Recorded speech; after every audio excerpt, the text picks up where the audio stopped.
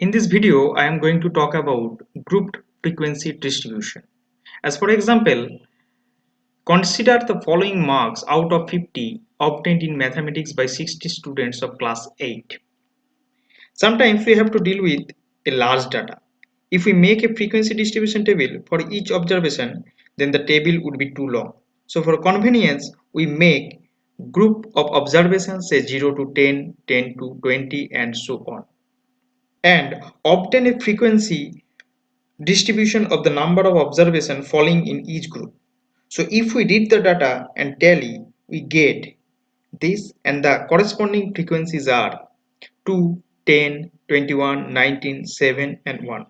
We get the total frequency n equal to 60.